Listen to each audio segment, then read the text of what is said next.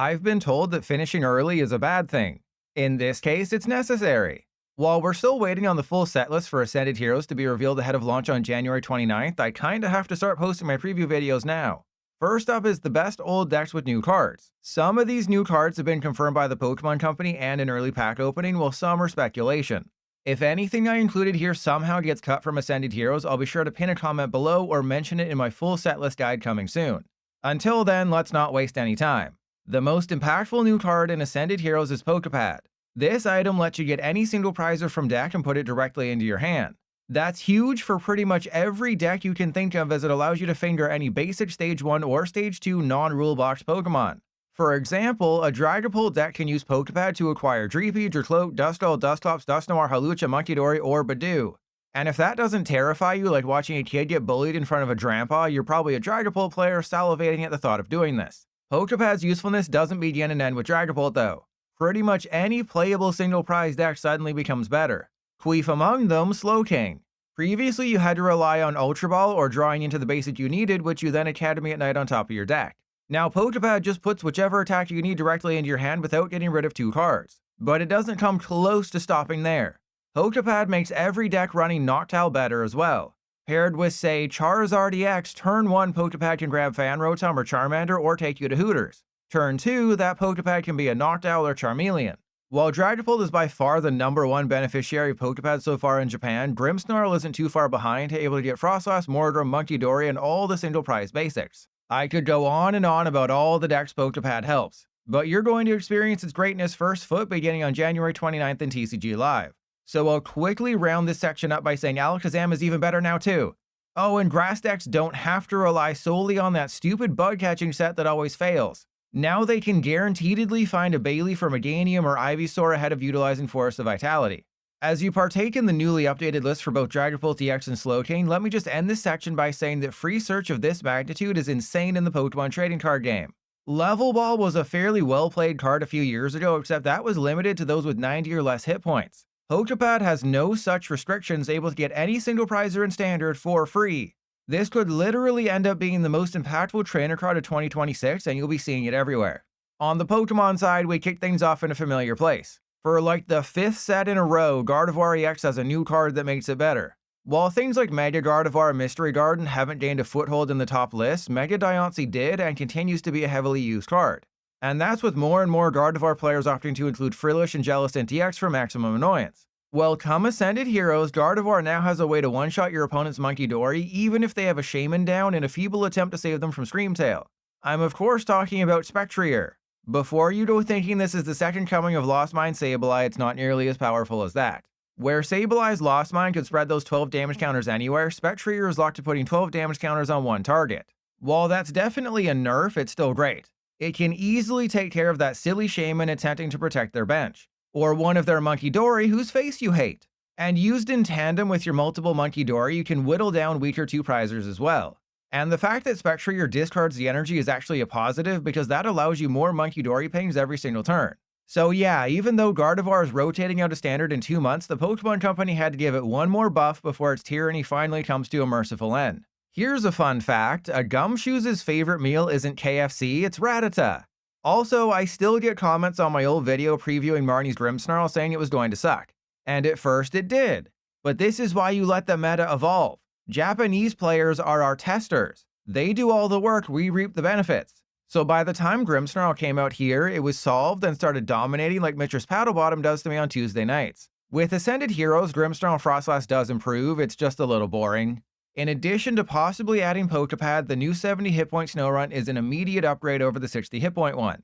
Then of course we have one copy of Mega Froslass EX. It's not 100% necessary, but Grimmsnarl tops out at 180 damage. Mega Froslass can deal anywhere from 0 to 2500 damage all for a single water. Realistically, you just wait until they have 6 or more cards in their hand, then make them pay. The true beauty is that your opponent will never know when Mega Froslass is coming. They have to fear every 70 hit point Snorunt and keep their hand size low, lest they give up 2 or 3 easy prizes that give you the win. The only real downside to putting Mega Froslass in the deck is that you have to run Luminous Energy and maybe a single water.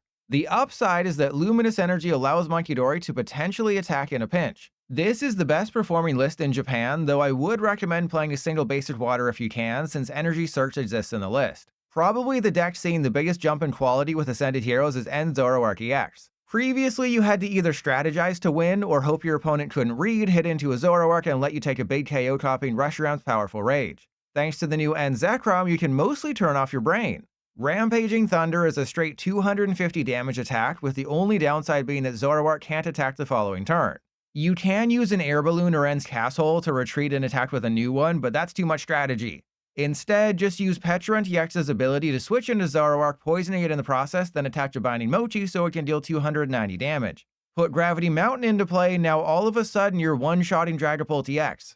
As you can see from the updated list, Zekrom usurps the spotlight from Reshiram, taking up 2 spots in the deck because you definitely don't want to risk prizing it. Darmanitan has also found its way into the most successful list in Japan's Ascended Heroes meta, giving the Fox access to a 90-90 spread attack as well. Similarly, we have one new card added to Charizard EX 2 months ahead of it leaving Standard for good. While Zekrom is a must for Zoroark, Mega Charizard YEX is a why not for Charizard. Get 3 energy on this thing, snipe 280 damage wherever you want, though you do lose 3 energy in the process. Ignition Energy becomes a vital part of the process, since discarding it means you can realistically attack again the following turn with Explosion Y. Just please don't forget that Teras like Dragapult EX have a built-in bench barrier, so you ain't sniping one of those things unless it's in the active. Provided you don't make that oopsie, Megazard Y helps deal with bench sitters while not wasting a Gust card in the process. So if they try to hide a Mega Absol or Golden Go or Latias on the bench, Charizard can roast it like a Marsh Stomp. Looking at the list, you might notice how disappointing Ascended Heroes is overall. I know it's a special set, but with the way things are shaping up, this could be our only set in 2026 with more than 100 cards in it, even if most of them are reissues. Aside from one card here, one card there, decks are remaining largely unchanged. Oh, and you might also notice a lack of Arven in this particular winning Japanese list. If you hate Dawn as much as I do, don't be afraid to go back to the old reliable Arven for Poffin and TM Evolution combo. That disappointment with Ascended Heroes is further highlighted by this next deck. Joltik Box is one of the few Lightning decks surviving rotation because it doesn't rely on Miraidon or Electric Generator or Iron Hands. It's still, going to hate losing all those, but it'll remain playable nonetheless. Until that fateful day at the end of March, Joltik Box with Pikachu EX will get even stronger thanks to the addition of Light Ball. Attach it to any Pikachu EX, they do 50 extra damage to your opponent's active EX. So it's basically an exclusive maximum belt for Pikachu. And since Tera Pikachu is the only good Pikachu EX in Standard, that's who you pair it with. Now the little guy can hit for 350 damage, dealing with a lot of the Megas and Stage 2s in Standard. But again, all you do is add a single copy of Light Ball to the list and call it a day. There's no insane change you have to make. Put in one new card, make the deck better, then start farming wins on the ranked ladder just as Arceus intended. Continuing the glorious trend of adding a single card to a deck, we have the new Tera Coridon EX, a sentence I never thought I'd be saying in 2026. Because it's a Tera, Coridon's mere existence on the field activates Area 0 and allows you to use Noctowl's ability. While you typically want to save Sparkling Crystal for Wellspring Masked Ogerpon and its 3 energy attack cost, you could attach the crystal to Coridon and attack for 1 energy of any type. As for Coridon's purpose in life, remember that fighting hits most colorless and lightning types for weakness and even some dark types. So for as little as 1 energy, you can one-shot Mega Kangaskhan, Mega Lopunny, Mega Manectric, and more. The only qualifier is that one of your Pokemon had to be knocked out the previous turn. Just be aware that Kangaskhan attaching a Bravery Charm or having Bouffalant down does complicate things. In that case, you can always swap to Impact Blow, which is why the list plays 2 fighting, not 1. Like other Tera Box decks, you want to try and hit for as many weaknesses as possible. So Clefairy's here for Lucario and Dragapult. Teal Masked Ogerpon helps hit for a grass weakness and accelerates energy into play for Energy Switch. Pikachu's your heavy hitter, and Mew EX can use their attackers against them. So long as you get off to a semi-decent start with a turn 1 Hoothoot and turn 2 Noctowl, this deck is great. Otherwise, well, hoping you draw into your 1 Lilies is unlikely. If you really want to hit for every possible weakness in another type of deck, add Coridon to Armarouge Ho-Oh. This particular archetype won't exist after rotation in March, but Coridon gives it a strong fighting type to help shore up the offenses. Do you know what's better than adding 1 copy of 1 new card to a deck? Adding 2 copies of 1 new card to a deck. While it's done worse in Japan than every Xbox console, you can't deny that the Psychic Rotom makes the Rotom Tools deck instantly better. The first attack is a Precious Trolley for Rotom, which is insane, especially since you can do it for any energy. Additionally, it adds a Psychic attacker to the deck. Combined like Voltron, now you can hit Mega Lucario, Dragapult if Clefairy's in place, Ceruledge, Charizard, Golden Doe, Grimmsnarl, and so much more for weakness with all the different Rotom. Yeah, it's still a road deck, but it's one of the best. I think you want to play 2 Psychic Rotom in the list because it helps you get set up, even finding the EX Rotom if you want to risk it. 4 counter gain means you can attack for free if you're losing, and 2 experience share helps keep any energy in play.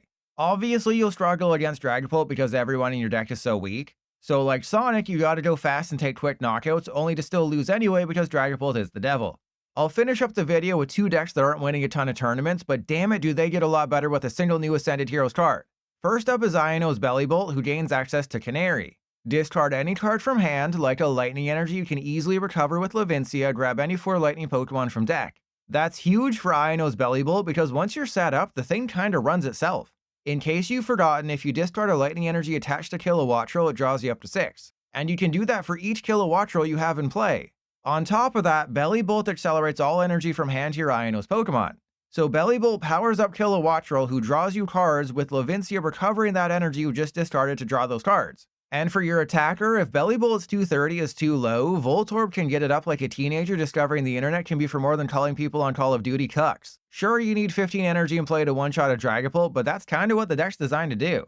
It will take some testing to determine the correct number of Canary in the deck though. 2 seems too low, 4 seems too high, yet 3 just doesn't feel right either. I'll start with 4 and work my way down like I'm trying to fit toes in my mouth. But no matter how you shake it, Canary improves any deck running Iono's Kilowattrel. Now, I do have to admit that I was a little biased here.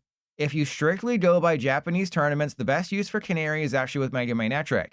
You put an energy in the discard pile for Electric when using Canary, basically ensuring a good setup. Plus, thinning out 4 Pokemon from your deck increases the chances of hitting on an Electric generator. But I've been pretty low on Mega Magnetric lately, especially with Mega Lucario looking like it's going to get a lot better once Gardevoir's out of the format. Still, Canary helps it, so don't be afraid to let this card out of its cage. I saved the spiciest deck for last. Despite a slow start, Team Rocket's Porygon-Z with Honchkrow has actually done a few things in Japan lately. These days I don't hype up single price decks as much as I used to because I've been hurt so much in the past, but this could finally break through like an X and Y set you still can't use on PTCGL 4 years later. For a Team Rocket's energy or Ignition energy, Honchkrow does 60 damage times the number of Team Rocket supporters you discard from your hand. Get rid of 5, that's 300 damage. Then both Porygon-2 and Porygon-Z deal 20 damage for each Team Rocket supporter in your discard pile, though Porygon-2 only works with Ignition energy. Not only are there 5 Team Rocket supporters for a total of 20 in your deck, but Team Rocket's Factory draws you 2 cards after one's played. And the Transceiver lets you get any supporter you want from deck, so being able to impose your will be easy. There's 2 ways you can run Porygon Honchkrow. First up is this first place list, which focuses more on Honchkrow. Early on, you use the Crow and Team Rocket's energy to discard as many supporters as possible, using Miracle Headset to get 2 back directly from the graveyard when necessary.